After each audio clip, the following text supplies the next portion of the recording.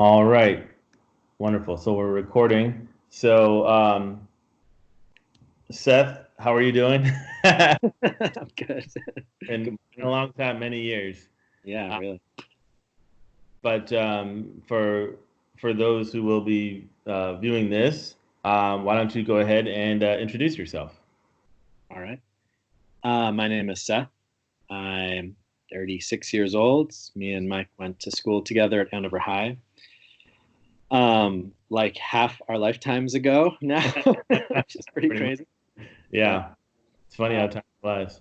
it's yeah. So yeah, when I graduated from high school, I went to the University of Hartford and I went to school for physics. And in the middle of my time there, I actually met a Buddhist monk and started questioning priorities in life and ended up shifting my major to fine art.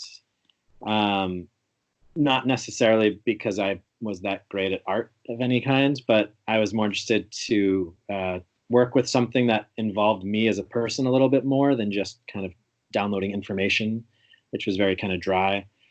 And but anyway, when I graduated from college, I ended up going to this monk's monastery, which was in Germany, and I ordained as a Buddhist monk, and I lived there for about 8 years. So my whole 20s pretty much was just in the monastery. And in 2014, I left and I traveled through India and Australia for 2 years. And it was in that time that I also disrobed, so I stopped being a monk. And learned the kind of energy healing as well while I was there. So that's something I do now, also is energy healing.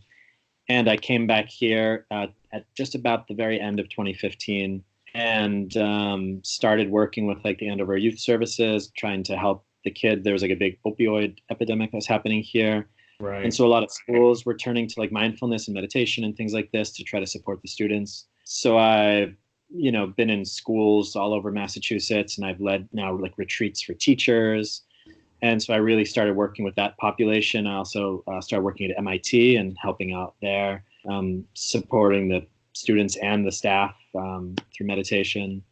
And slowly, I also started giving these energy healings called Siddha healings that I do. And that's something that I do, at yoga studios for large groups of people. And also began leading retreats. So I've led now 3 trips to India. I just led a trip to Costa Rica, to Sedona, Arizona. So really trying to, help people have a more immersive experience. So I guess kind of putting all the stuff together now, what I feel like I'm doing is just trying to find ways to help support people to change, transform more into who they want to be, or release who they're not, so to say. And the healing work also, it seems like it brings a lot of balance into people's lives. So yeah, just using whatever tools I can to support people. Mhm. I saw on your website, sethmonk.com, that and reading your bio that you spent time with the Dalai Lama. Can you talk a little bit about that? Sure. So, being a monk, um, every time the Dalai Lama came through, it's like your favorite rock band kind of is visiting, right? So yeah, so I went and saw him in Germany a few times, and then we actually ended up hosting him in this big like arena in Frankfurt where I was living. So as part of that, experience, one of the things we needed to do was advertise it and let people know. And it was this weird thing where European Business Magazine wanted to do an interview with him about Buddhism and money, and they needed someone to be the videographer for it, and that's what I majored in when I went to art school. Oh, So cool. I came along as the videographer. So there was this really small group of us. We flew to Paris and went to like the presidential suite at like the most expensive hotel there. And I walk into the room and it's just the Dalai Lama in this room, and I wanted to like bow to him, but I was holding my tripod, so I was kind of it's like such like, and he like took me by the arm and he was just like, oh, like where should we sit? And it was like very, very, gentle and peaceful. And it was really beautiful listening to him talk. And he said, the root of all of our problems, it's because we're greedy. It's because we're ignorant in terms of like we don't know the results of what we're doing, and we're afraid. and all the economic problems we see just come from all of this too. And so everything he said, like the thing I think I love the most about the Dalai Lama is that he's not like trying to push Buddhism on people. He's not even talking about Buddhism as like a religion or a thing. He really talks a lot about basic human values, about being kind, being compassionate, loving each other, helping each other, supporting each other. He said, this is like really what matters. I was at a huge Buddhist conference with thousands of monks, and he was like, the keynote speaker. And he said, listen, there's three things. There's one where it's basic human values. This applies to everybody, and every religion talks about this too. So this is not Buddhist. So compassion is not a Buddhist thing. That's everybody's thing. He said the second thing, it's Buddhist practices like meditation, mindfulness. These are good for everybody. They use them in hospitals. They use them in like everywhere that you can, benefit from just being quiet and calming down. That helps. He said the third thing is the religion of Buddhism. That's for you monks. The other people, it doesn't matter for them, but help with the practices and also just be loving and compassionate.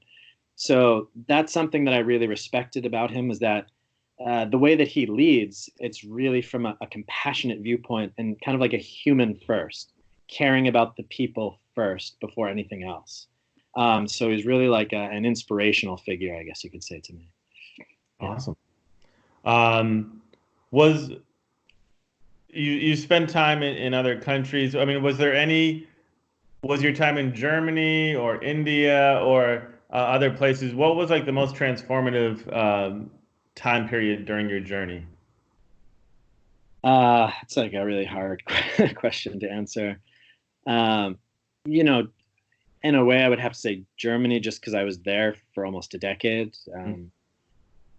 But but I mean, India, I've been to India now like 9 times. So I've been to 25 countries and, been around the world, circled it a few times. But really, every time I go to India, it's pretty transformative just because it's so different than anything that we're used to. They operate with such a different mentality. It's so chaotic, but there's also like an interesting order to it. When you're here and you're driving down the road, to like stay in your lane or put on your blinker and go. In India, there's like 5 cars across with, dogs and cows. And so everybody has to like honk their horn and yell at each other. And so because there's not such like an infrastructure, the people have to always be in touch with each other. So what I really appreciate about India is the community that they don't have like a concept of personal space. They don't have a concept of silence. There's always stuff happening. There's always people. I'll be sitting on the train next to a stranger and he'll just like put his head on my shoulder and fall asleep. And it's like, normal for them. Wow. So, yeah. So, I realize when I come back to the States that there's such a feeling of isolation. A lot of people feel like alone, lonely, depressed. And we're in these like huge empty houses, and there they live in like a single room with like 5 people sleeping in the same bed. And that it's just this interesting thing that we're so protective of our space and we want our space here, and we follow the rules, but then we're always just in touch with the structures of society. And we're often not really in touch with all the people around us. That if you say hi to your neighbor, sometimes it's like, if they don't know you, sometimes it could be like suspicious, or, we have this weird suspicion of each other, like don't talk to strangers mentality. Whereas there, it's like, there's like one big family feeling. So it's almost like when you go to like a festival or something, and everyone's just like hanging out with each other. There's a bit of that vibe, which I really appreciate. So I think India, also again being so chaotic, it forces you to become more in touch with yourself, because there's no relation points outside of you. There's no structures outside of you to hold on to. So you have to get really in touch with like, who am I? What do I want? What don't I want? How to get what I want? How to fight for what I want? How to say no? How to fight for my no? That you really are forced to step into yourself and your power, which is why I think a lot of people go to India for like these like soul searching, it's because it really forces you to be strong and fully in yourself, or you just get knocked over by everything there. So every time I go there, I feel like it brings me back into my center, so to say. Yeah, so I like it. Was that a challenge? The fact that it's so kind of loud and busy, and there isn't that sense of privacy. Was that a challenge with your practice and with becoming still and practicing mindfulness and being quiet? Um, I tried to get away from that stuff as much as I could. So like I did a retreat, in a cave actually in the Himalayas for one point during that. And I tried to find monasteries and ashrams and holy sites. But also there's something about being in chaos that it really tests your practice. Because my teacher told me once, he said, what is freedom about? It's like we're practicing for the sense of freedom, right? Peace and freedom and liberation, they say. So is liberation like constructing an artificial environment around yourself that then you can feel peaceful? Or is being free, it's like I can be free in any situation, that I don't need to hold on to a certain framework. So I really see just going out into the world, into India, leaving the monastery like I did, it's not separate from the practice. It's all still the same mind. You still have to watch yourself. You have to understand. You have to act and react and be mindful. And so, it's really good practice. But it was important to find times where there was this quiet to let everything settle down, and then kind of go back into it, and then find the quiet, and then go back in. And that's kind of the approach that seemed to work the best. What made you decide to walk away from it? I felt like it was the next best thing for my own development. Hmm. Um, I went into the monastery because I really needed that support and that structure and that time. We were born and we kind of are just thrown into school. Hmm. And a lot of people, they're just in school and then college and then a job and then a family. And, we're not really given any point to break up this, momentum, this Right, right, right. doing the next thing. So I really just I graduated from college and I just put the brakes on and I said, now I'm just going to stop and take a breath and like first look back over the last, 22 years of my life and digest that stuff. Right. And it took me, I would say, 5 years to really digest the 22 years that happened before that. Hmm. And then slowly I figured out who I am now. And then slowly I figured out what I want to do and how I fit into the world. And then I reached a point where I said, okay, I feel like I'm done with this monk like structure. It's like a vessel, I felt like I got what I needed. And then it felt like for my own personal development, it was holding me back. I felt that really to be fully honest in my own growth process, I needed to re-enter the world. So yeah, it's like the same reason I became a monk is the same reason I left. It was just like the next right thing to do for my own development. Is that common, uncommon, person to person basis, or? Um, I'd say it's common, but it also is very tradition specific. Like you know, if you go to Thailand, it's like an actual thing where you become a monk for like a week or a couple months or a year, and then go back into the world just to make sure that you got that training, that kind of like how to be more peaceful and loving in the world. In some cultures, it's maybe like looked down upon a little bit. Like for the Tibetans, like sometimes like they're monks for life, like they become monks as kids and they're just in it. So it would be like a stranger thing to disrobe. For Westerners, there's a very low continuity rate. Like I made it pretty long, being a monk for 8 years. For any person coming from a Western country is a long time.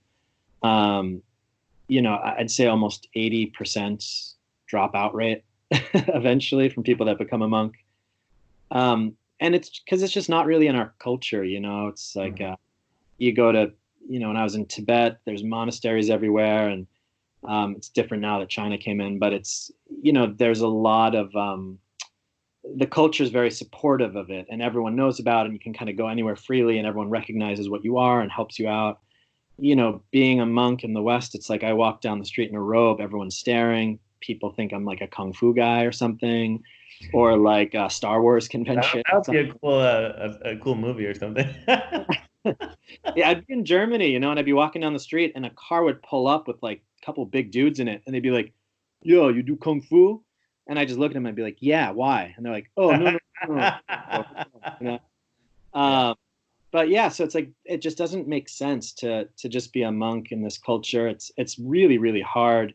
And unless you're like living in a monastery or you have some real built-in support, it's almost impossible. You can't really go door to door here collecting food. Like, yeah, it's a very different kind of culture. So Was your plan always to come back here, or did you consider or entertain being a monk somewhere else? I had no plan. I had no plan. Yeah, I just kind of I did not think I would come back here. I think this is the place that I did not want to come back to. I was really happy being out in the world. But yeah, it just kind of happened by default. I reached a point where I'd been away for about a decade, didn't have any money. Being a monk for that long, it's like I have a PhD in meditation, mindfulness, Buddhism. Um, but it didn't, it's like everyone else that has been, dedicating a decade of their life to something, they have money from it. Like they built a company or they did something. I poured all this time and energy and I have nothing materially to show for it. It's all inside. Right. So I really had nothing. So I just came home to live with my parents a bit, which, actually turned out to be a good move in retrospect, because I hadn't really spent time with them in about a decade. And my father actually ended up passing away a few years later from ALS. So just to have some time with him and my mom and to really take everything I learned and bring it back. Like I taught at Andover High School and I led meditation for all of the teachers and the principal, and I went to Doherty and I went back to like all of my old schools and I Yeah. took all the stuff that I learned and I gave it back to the community, which was super rewarding. It was like this kind of full circle process. So, at the end of the day, I'm really happy that it all happened the way it did. That's awesome. Um, One of the things I wanted to circle back on was, and I think it's related to the point you just made about teaching in the schools and stuff. You mentioned the opioid crisis. Mm. Um, do you think, and you also mentioned the kind of difference in cultures. You mentioned comparing India to America. I think especially like on the East Coast and stuff, like there is that sense of edge. Like people are just like angry and like stressed out, and you see it in the traffic how angry people are, and Mm. there's not a lot of like small talk and niceties, and even saying hi to someone you don't know is kind of considered like odd. Right. And so, but do you also think, so there's that aspect, then there's the aspect of, um you mentioned the, well, I'll put a pin in that. So do you think that the culture growing up, like we grew up in Andover, we grew up in a suburb Mm. where, I mean, obviously there was sports and stuff like that, but there wasn't a whole lot for young people to do, and I could see how young people could kind of go down the wrong path or get into trouble out of boredom. Um, do you think that? What do you think are some of the factors that contributed to the opioid crisis, particularly in the community we grew up in? Not that it only happened there, but Mm. I think that New England was definitely one of the areas that was hit hardest by the opioid crisis.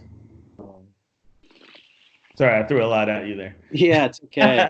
It seems like it's a nationwide problem. Yeah. So, but um, you know, one of the things that I've kind of come across as I've spent a lot of time with schools and I talk to thousands of kids now and just kind of tried to feel into it all. Um, one part I would say is it's available maybe more now than it was. Like I know when we were in high school, like you could get like pot somewhere maybe, and like other things were like a little bit harder to find, whereas now it seems like it's so available like I'm sure that if we were in high school now, like we might be trying it out too, because like in high school you just try things out. But also, there is something about the isolation aspect that more and more, as people are on their screens, they're indoors, the parents are busy. Um, there's this disconnect, like kind of like a rift forming in a lot of households and socially. And they did that whole study with like the rats that they put them in a cage and they gave them water and water with cocaine, and which one are they going to take? And the rats would like go to the cocaine water and Hmm. became like addicted and just drank that one. So they're like, see, cocaine's addictive. But the scientist who made that, he created another experiment where he called it like a rat amusement park, where he had like, wood chips, and he had balls to play with, and he had a bunch of rats and different foods. And also they had cocaine water and normal water. And in the rat like amusement park, the rats only drank the fresh water. They didn't want the cocaine water. So it was this interesting experiment where it showed that if you feel isolated, if you don't have enough stimulation, if you're not getting any pleasure, you're going to turn to drugs or alcohol or something for that stimulation, something just to feel something. We'd rather feel something than nothing. Like another experiment, they had people sitting in an empty room with like a buzzer, and if you press the buzzer, it gives you a shock. And they just left, people for like an hour or something. And everyone hit that buzzer because they'd rather feel a little shock than just feel like the boredom of sitting in an empty room. So it's like we choose pain over nothing, actually. Yeah. Yeah. So, just breaking that down, it seems like when I teach about the opioid stuff in schools and I talk to teachers and stuff, I say, look, the solution to this is building a school community again. It's really reconnecting, creating a feeling of connection, feeling of value and appreciation, and that like we're happy you're here and you're a part of something and you're a part of us, and trying to edge out that feeling of isolation. And I think that that's part of it, like culturally, that as the technology develops, we even, it's like usually it's like we're in our bodies, we're doing stuff, right? So it's like, we're kids, we would play, hockey and baseball. So we'd be like in our bodies, right? And interacting with external objects. But when you're on your phone, you're not in your body anymore. It's just a virtual space. So we're not even present with our environments anymore. And then we're not even present with our body anymore. It's like just the mind. And that is like the definition of like isolation. It's like suddenly Yeah. you don't even feel anymore. It's just happening virtually. So yeah, so I would say that that's a big part of it. It's just the movement of society is contributing to it, and a lot of the tactics to combat it seems to be about creating more social groups, having more times to talk, doing more interactive activities, like creating more connection seems to be like the only solution to all of it. Yeah. Yeah, it's interesting. I think our generation, we were kind of like, it's kind of interesting because we were almost like the last generation we remember what it was like before we were all in our phones, and so we remember what it's like to call someone and call a friend, and maybe they were home, maybe they weren't, maybe they were out playing sports, or maybe whatever the case may be. But the kids today, all they know is being able to reach someone at any time they want, being connected 24/7 on their smartphones and the internet. And so they don't remember what that world was like, where you couldn't reach someone at any moment you wanted, and you had to go outside and play, and play street games and tag and capture the flag and all that kind of stuff. They just so that's got to be even more challenging than when we grew up. Totally. Yeah, I remember like, when you call your friends, you'd like speak to their moms and stuff. Like Right. you Exactly. know. Yeah, no, totally. Yeah, so it's kind of I think it's helpful for us to remember that world. We kind of got to live one foot in one foot in the other, but with the kids today, it's like they're living in this virtual reality where everything's a video game, and it's pretty, it's strange times. But do you think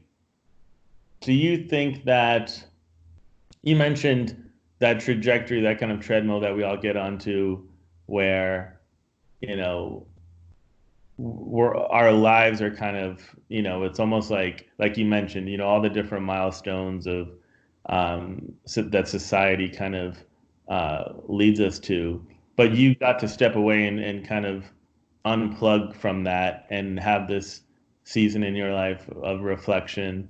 Um, do you think that more people should do that? Do you think that that was helpful to you?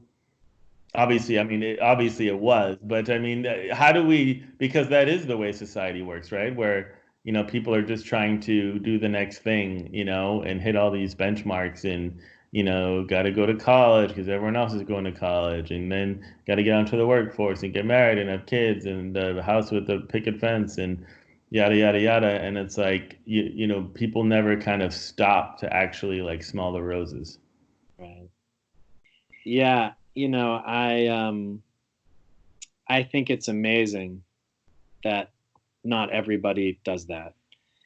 That not everyone takes time to stop. One of the things I did in the monastery was a 3 month silent retreat. Right. Just spent 3 months alone, um, and I remember telling this to kids in some of the schools that I went to, and they said, "I've never been silent even for one day. Mm. I've never even had one day of my whole life that I haven't seen another person."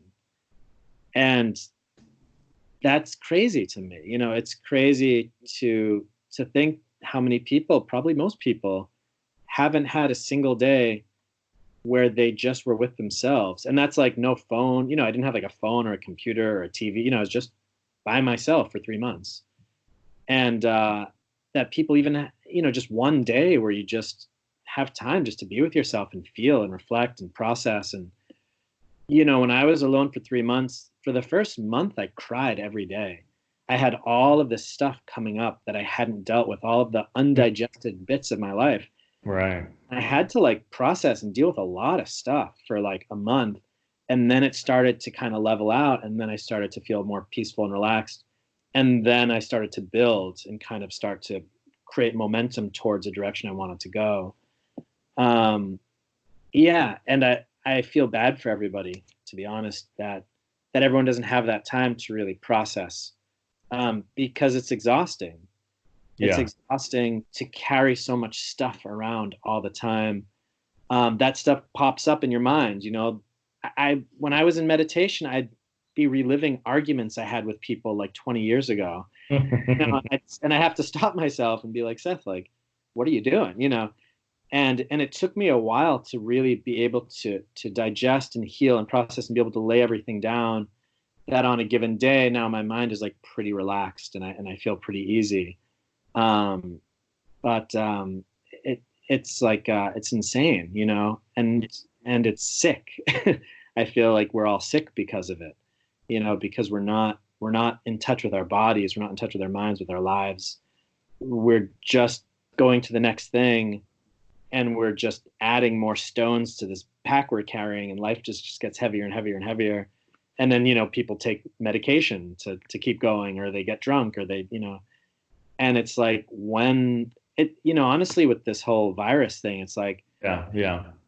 like what I'm receiving from this, it's like we're being forced. It's like a worldwide force. Stop, like Right. slow down, stop, come back to yourself, sit at home, you know, and like, yeah, sitting at home's hard. Do it. Freak out a little bit. It's okay. Let it be hard. There's nothing wrong with things being hard. We run away from things because they're hard. Let it be hard. Go through it, and and really take this experience, because again, maybe for the rest of people's lives, they're not going to have like a week or 2 weeks where they're allowed to just be home, like actually use it like a retreat. It's Hmm. right. But yeah, I really feel like we collectively, unless we start getting back in touch with ourselves, we're not going to make it as a species on this earth. It's not working, you know.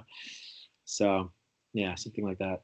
It's kind of interesting, there's a lot of talk about in the news coverage about how um, the very fact of being still is kind of freaking people out. Like even a few days, they can't handle Mm.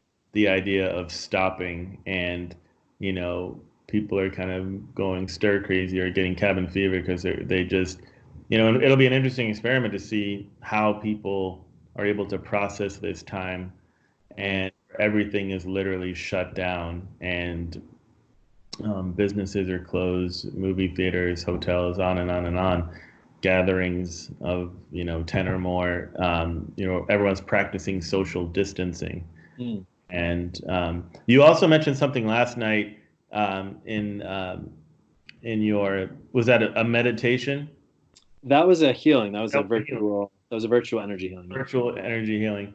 And you mentioned that this is, the first time that you can think of where the whole world is focusing on the very same thing at the same time. And Mm. that's kind of an interesting thought that everyone's right. We don't really see that too often in life. Right. Yeah. It's evolutionarily speaking, it's fascinating. It's like, what is that going to do to us as a species coming out of this? Yeah. Interesting. Um, do you do you think, let me ask you this, do you think, did you always have, because obviously the journey you took, I would say, um, is probably the road less taken, Mm. so to speak. And do you feel that um, because most people seem to go that way because that's the way society is kind of pushing everyone, Mm. uh, and you took a different path. Do you think that did you always have this kind of desire in your heart and soul to um, pursue spirituality, or was it something that just happened because of people you encountered and met along your way, or how did Mm. that all play out? Since I was a kid, I had maybe more like paranormal experiences. Like I think my house was like haunted in Andover growing up and stuff, and so I had more of that kind of thing where I'd feel presences or sometimes like things would move and just weird things would happen that since I was a kid showed me, okay, there's more going on than we know. And then interestingly enough, growing up in Andover, like I never really felt like I fit in. I didn't really find like my place growing up, like at Andover High School or any of this stuff. It was really, um, there was just something that I couldn't connect to everybody else that I just didn't, for whatever reason, something just didn't make sense to me. And and I think as I got older, it just kind of became more apparent that I really I'm just not I'm not interested, or I wasn't interested in the world the way that the world was running. That you kind of right get a job, you make money. I know when we were kids, like Rage Against the Machine was like big, and Fight Right, Club came out, and right, so these voices were starting to come out, Nirvana, and like these voices were starting to come out that were saying like this sucks, like look around you, like this is not okay, society sucks, like life is not pleasant anymore, it's really depressing, we're angry. And I think from a young age that really got to me where I kind of was like, yeah, I think so too. mm-hmm. And but I don't want to just be angry about it. That doesn't feel good to me. It feels also like, great. You're angry. It felt like I slowly kind of turned it into motivation. And as I got older, I was like, well, what is the solution to this? What is the way out of this? What is meaning? How do I find something meaningful? When I was at Andover High School, it's like, if I'm not going to buy Abercrombie and Fitch or be on like the football or lacrosse team, like socially, like I don't matter anymore kind of thing. And Mm-hmm. it's like this feeling of, how do I find something that feels personally meaningful to me? And my first step was that I had to really remove myself from society, which I feel had values and priorities in the wrong places. And I really had to come back to myself and figure out what matters. And I found it fascinating once I came back from the monastery to find that like schools and hospitals and all these places are practicing meditation, and that everybody almost came to the same conclusion that I did, but in a different way. So that almost like I went off and got these answers and came back as everybody's like, we need answers. So it was this interesting kind of like intersection where I really feel like, yeah, it just kind of was this divine timing of everything. Um, so yeah, I would say that my spiritual journey was very much a product of growing up in Andover and all of this. And I think I really just was fortunate enough to get in touch with spirituality or Buddhism or just something that gave me just that way out of everything for a while, just to take this decade-long pretty much retreat to then reinsert myself and kind of have my ground again. Do you find is it hard for you to, now that you're sort of back in the West, back in America, back in New England, you've had this decade of seeking and searching and finding the meaning you were looking for in life, and now you're back in this culture and in the community or thereabouts where you grew up. Is it difficult for you? Do you feel a sense of peace and a sense of or is it challenging for you? Do you find those kind of old rhythms and the busyness of Western life kind of difficult? I feel both. Um, all of the work that I've done on myself and my mind, it still carries on. I've really fundamentally shifted, my brain, I'm sure looks different. So, on a personal level, I feel like okay, but also, yeah, I mean, the pace of the world, it's still very frenetic. Um, I actually feel happy that I am able, like I lead retreats for teachers at Andover schools, Okay. and and I feel very fortunate. I think it brings me peace. Like you saw that healing I did last night. Right. I did that at like 7 o'clock last night, and it already has like 1,300 views or whatever. And that I feel fortunate that I'm able to kind of give the give some good messages out there. Yeah.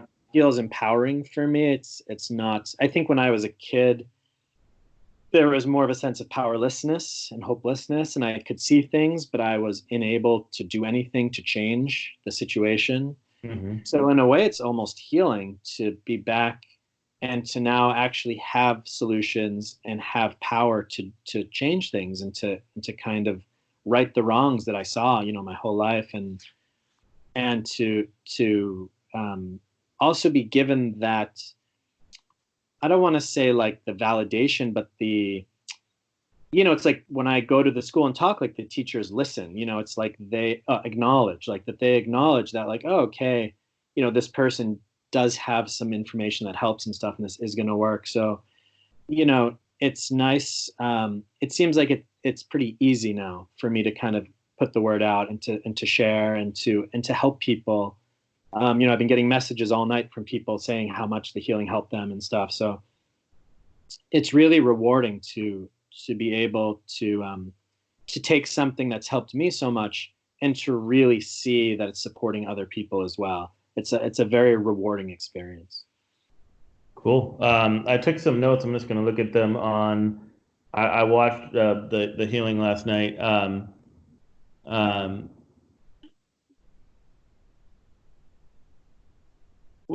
can you kind of describe that?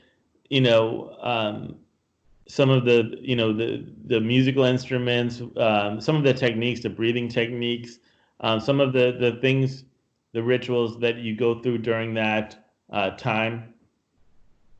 Sure. So this conversation is going to take like a big turn now. So the healing work that I do, it it now goes more into like the metaphysical, I guess Okay. we could say. That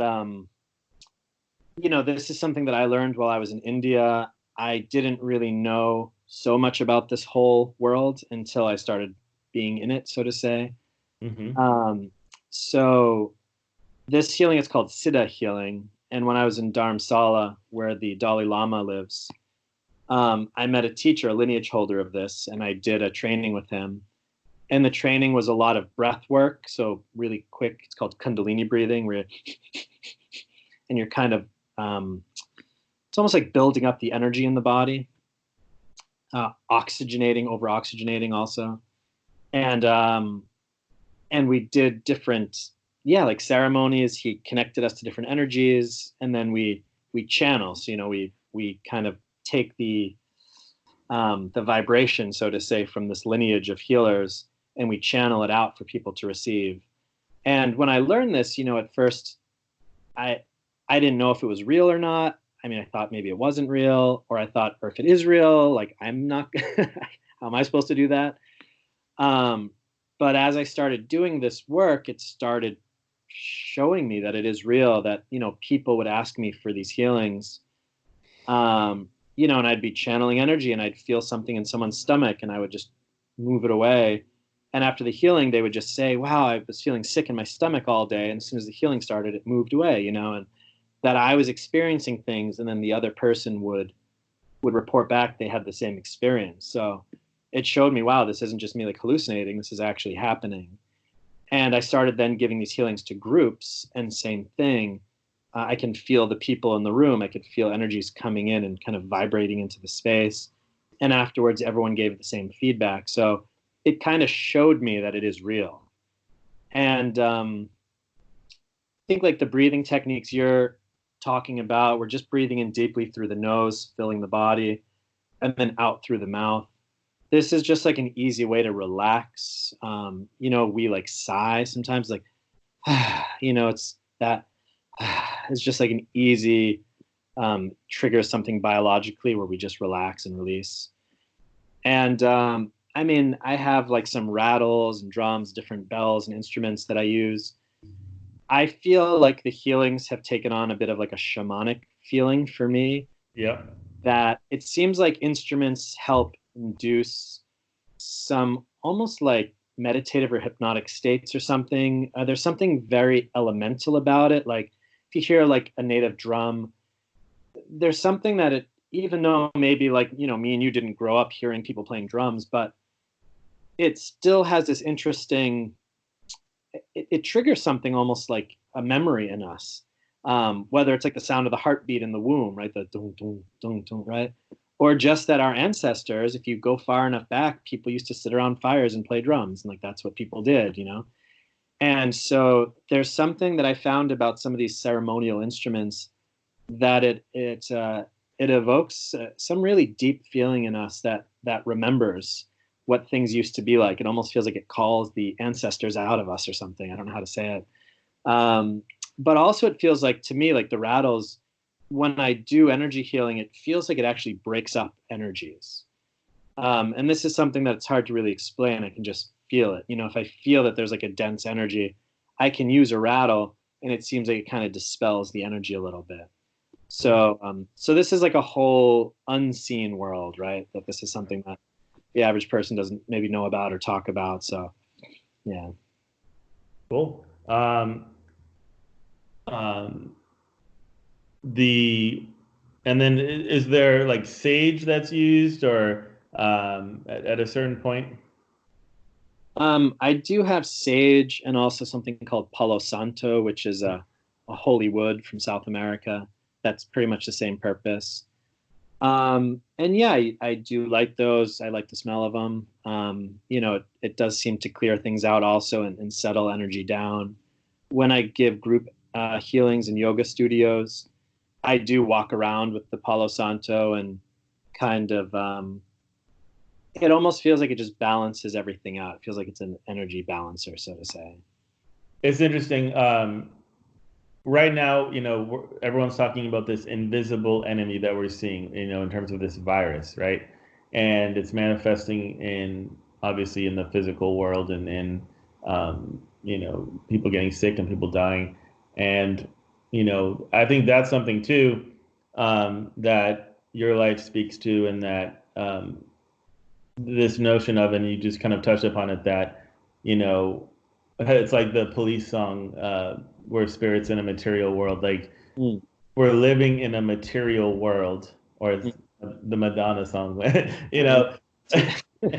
But there's so much more that goes on beyond that meets the eye, right? And there's the spiritual realm, but we tend in the West and in the modern world to not um, focus on the Mm, spiritual realm, and certainly I think that that was something growing up in a place like Andover in a suburb where yeah you just and maybe it manifests itself in music, and you mentioned some of the Fight Club always resonated with me, The Matrix resonated with me during certain movies and music that came out during the time we were growing up in, but that sort of notion of like something's missing here, like there's more going on than we're articulating or understanding. right. uh, Yeah. Yeah. okay. Yeah. Well, I was gonna say I read a book actually my senior year at Andover High. We had a book report, and it was just take a book that was a New York Times bestseller. So I went to my mom and I said, "Do we have any books that are New York Times bestsellers?"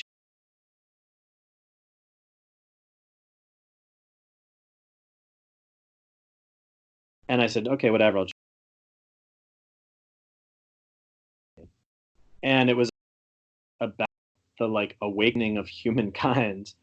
And the first step of it was to recognize like coincidences that happen. Start to notice, like, if you're thinking of a friend and they call you, everybody knows that experience, but what is that? Start noticing all of these little synchronicities that happen and pay attention to them. And the more you pay attention to them, the louder they get and the more pervasive they get, to the point where, I started doing it with like numbers. Like I'd look and see like 1111 or 333 or like just these different times. But then every time I'm driving my car now, I see license plates with that. And it's like the more attention I paid to it, the kind of more I see it. It's one of those things, which could mean nothing, right? It could just mean, well, I'm paying attention to it. But when you start paying attention to certain energies, they start to become visible, right? So we're talking about making the invisible visible, and slowly starting to pay attention to those moments where you're like, huh, that was interesting. But the more you pay attention to those, the more of them you start to see, and slowly you start to notice that there is like an order and a pattern and a dialogue happening, and that we are receiving signs, and that there is information coming in, whether or not we're aware of it usually. And native cultures have talked about this forever. Lots of spiritual traditions talk about this. Mystics talk about this, that they receive signs from God or different things like this. And it really comes down to the fact that we culturally have not been taught how to listen, to really listen, not to listen to words, but to listen to signs, right? To take things that are coming in and to try to feel out the meanings. Like with the corona, it's like I had to meditate with this and feel, what is the meaning of this virus that's coming? And then eventually it said, slow down, stop. It's time for a world retreat, so to say. You have to change your ways. You have to rebalance your way of living on this earth. That there's a whole spiritual message wrapped up in what's happening. But if we're just stuck in our reactionary fear to it, we never really get to drop in and ask why. What is this about? And that's really what the spiritual path is about, is just learning to ask why instead of just being reactive. Yeah. um, you mentioned this concept of nodes of peace um, during the healing session. Can you talk a little bit about that? And also, um, can you touch upon, for people that don't sort of have this, the haven't sort of spent the time in this world, to the layperson, can you discuss the concepts of third eye and chakras? Jeez. And Here's a can you ringer. give 30 seconds or less? No, I'm kidding with you. No. Really briefly, the chakras are an I would say, an Indian energy system of the body overlaid in the body. Also, Chinese medicine, it has approximations to this, and qigong. Like, there's different, yeah, systems that are similar. Um, so an easy way to think about it is like when we talk about love, you know, put your hands on where you feel love, right? And we say it's here, right? The heart. When you feel nervous, where do you feel it? In the belly, butterflies in the stomach, right? So if you start to watch the body, you'll notice, when you have something to say, but you're afraid to say it, right? It gets caught up here. If you're thinking a lot about something and you're questioning it and you're unsure about it, you furrow this area right here, right? So if you just watch how the body reacts, you'll see that these are actually emotional centers. That we often think that there's like the brain that does everything, but actually the entire body, it's a whole nervous system, right? And it's all of these different emotional centers through the body. So when we talk about the chakras, we're actually talking about different emotional centers in the body, which, using language could also be called an energy center. So the third eye, which is kind of this one up here, right between the eyebrows, the third eye is often thought of the seat of like intuition, a place of knowing, but it could also be the place of criticism and judgment and doubt. So each of these energy centers, like the heart, can be love, right, which is like this open, connecting, expansive thing, or it could be this feeling of like hurt and separation and anger, right? So that each of the chakras, like if you think of the solar plexus down here, right, you can feel confidence, right? If you think about like a king walking around, like they stick their belly out, right? So the seat of confidence, or insecurity. When I go to schools, I see a lot of kids sitting like this, right? Covering, protecting this area, crunching it up, right? So that each of these emotional centers has its almost like positive, expansive, loving, connective aspect, and also its kind of like retracted, painful, afraid aspect, right? And these are the emotional centers of the body. So, we culturally, we think a lot. We're really up here. A lot of us are just kind of like thoughts walking around in bodysuits, And so last night during the healing, I just had everybody relax this area and just visualize like light coming in. And this isn't stuff I've learned. This just came to me last night. It was like freestyle kind of. But it just felt like, we're all worried. We're all thinking a lot. And, you have a thought and then your body reacts, right? You think, oh no, there's this virus, and your body gets afraid. So we don't realize it, but our thoughts are triggering the emotions in our body. So if you're thinking like, oh, it's happy to be here, I love this place, I love these people, the body relaxes. If you think, oh no, I'm in danger, the body tenses. So we're really controlling our own realities through how we think, and then everything follows suit, right?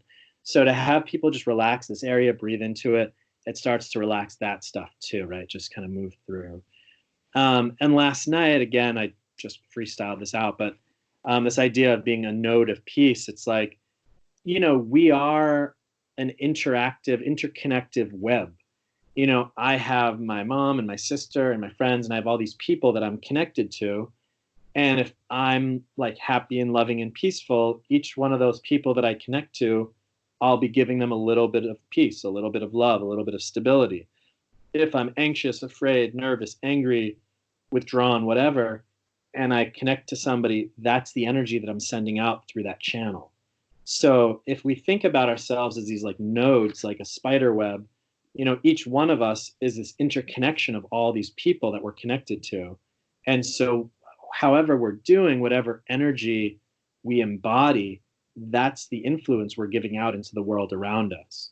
So, there's something going on where we need to be self-responsible for what we're thinking, what we're feeling, self-accountable for how we're doing, but also realize that we are influencing everybody around us, including the people we love the most, right?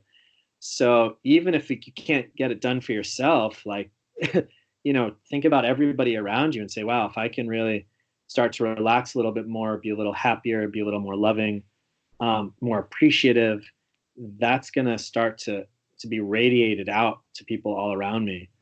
And so now if I'm doing it and you're doing it and like people over there are doing it, now we're creating this web of peace and this web of gratitude and appreciation, and we're starting to build up a good force, so to say, around us and in the world. Yeah, it's interesting. It's almost like, in many ways, we create our own reality, so to speak. Right. Uh, Totally. well, I wanted to get your take on this quote, or this quote that's been attributed to Buddha. That the trouble is you think you have time, or the problem is you think you have time. Mm. What are your thoughts? Is that something that you've thought about or has resonated with you, or do you have any thoughts on that? Yeah. I think that that's important. I think that it's important to realize that we are very limited in our lifetime. Um, we are limited. Most people overestimate, what they can do in a year, um, and we underestimate what we can do in a decade. And we don't really have a good grasp on how much time we have to live this life and to be influential and impactful. And like I said, me and you, it's like we were in high school together exactly half our lives ago. You Right. know, does it feel like that? No.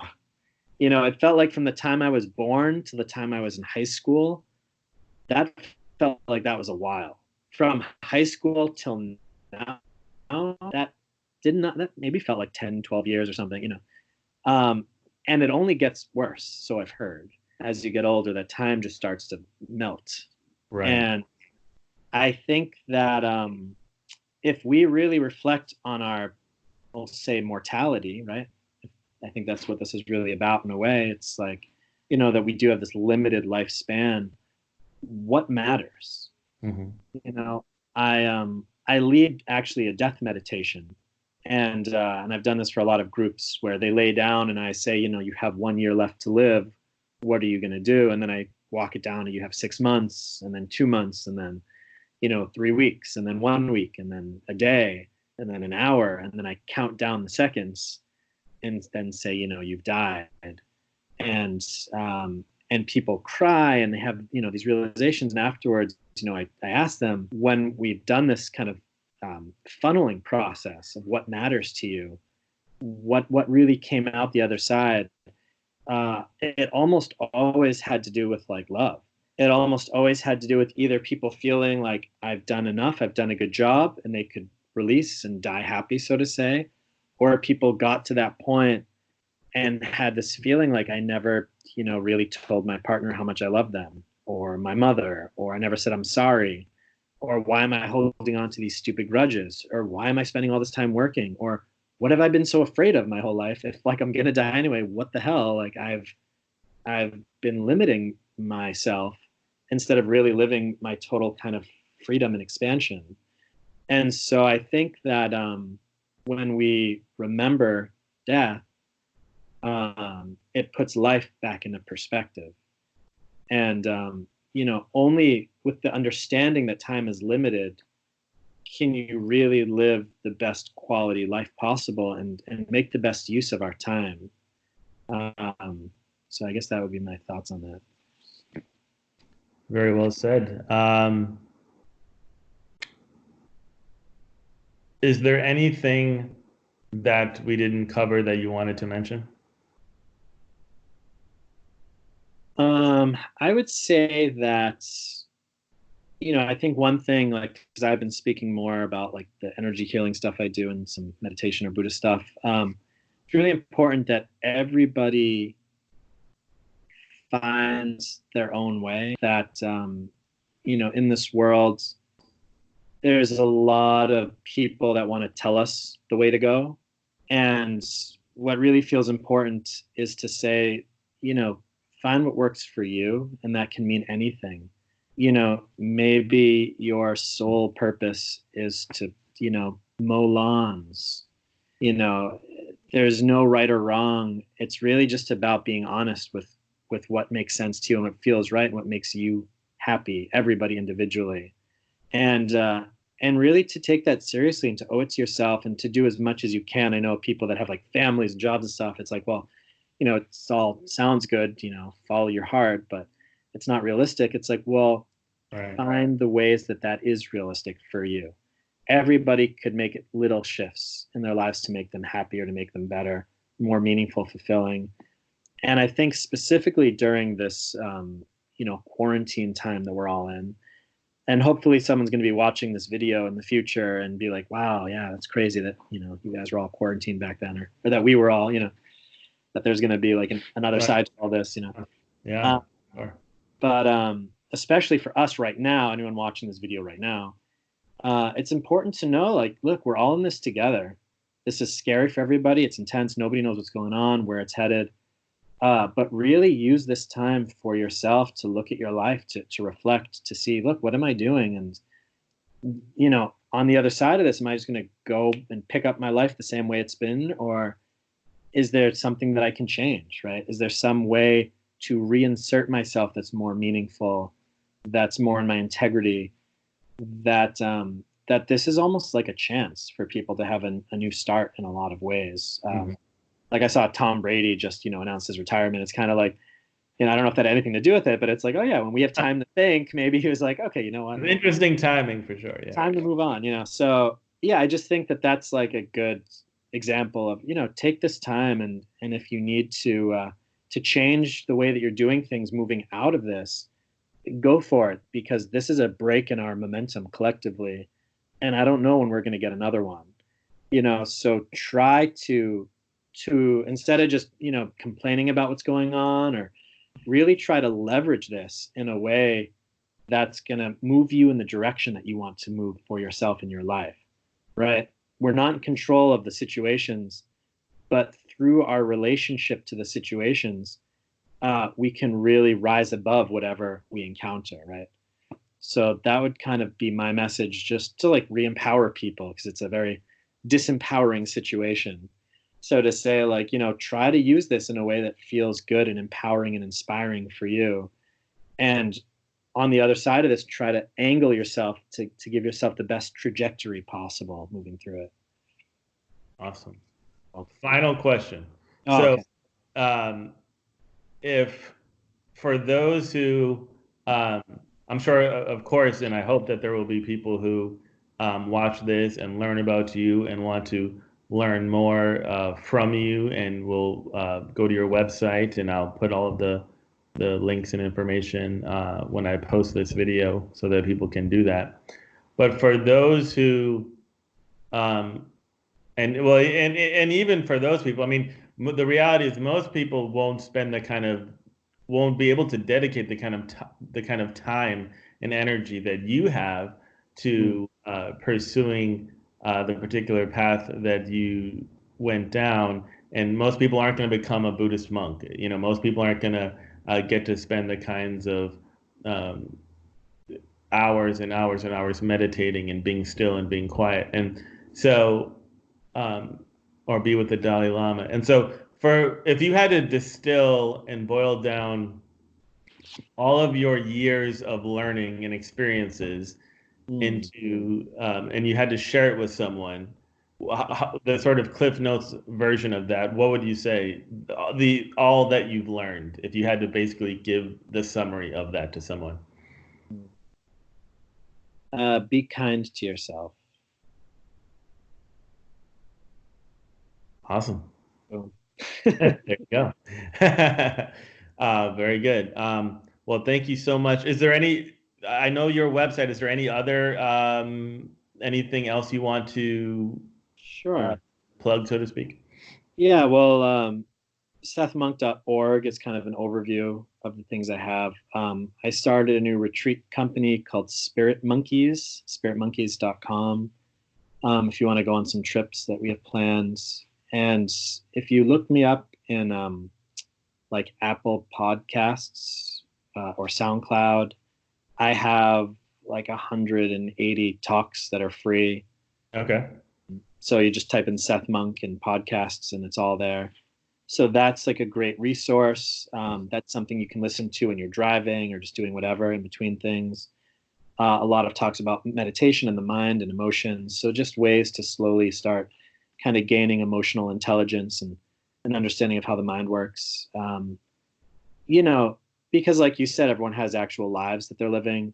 So, nobody really can take even a full day off, let alone years.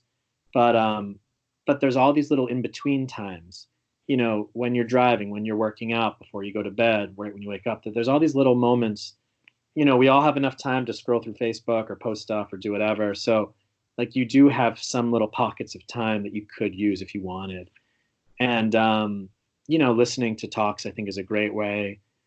Coming back to the body, to the breath, just making these little incremental healthier decisions throughout the day is all you need to do to start shifting kind of the bigger habitual energy of life. So don't get overwhelmed. I think for everyone, just don't get overwhelmed by I'm here and I want to be here.